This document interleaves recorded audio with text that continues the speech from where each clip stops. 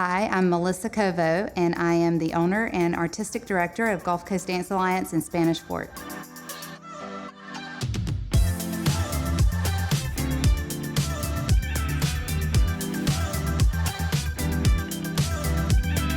I opened Gulf Coast Dance Alliance in 2011 when my daughter Grace was 7. At the time, I was teaching dance at a studio in Fairhope, and she was getting tap classes, ballet classes, and jazz classes there, but I was taking her elsewhere for tumbling classes and needed a little extra ballet training.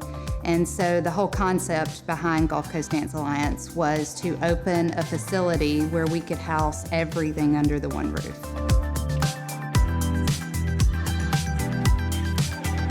We really work to provide a solid foundation in their technique.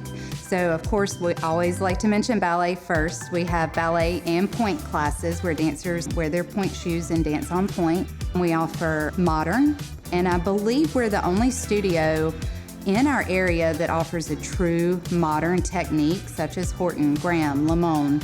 We also still love to work in tap, so we offer a true tap technique, whether it be rhythmic or Broadway. You can get both at Gulf Coast Dance Alliance. We have hip hop, which is kind of more fun.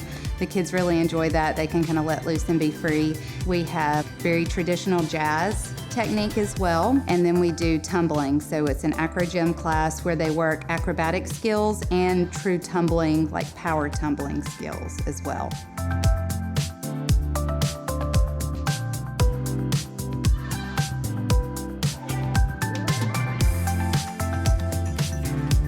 We have a state-of-the-art facility with professionally sprung floors, surveillance in each studio room. We want our dancers and parents to feel safe when they come into our facility, and we have really accomplished that.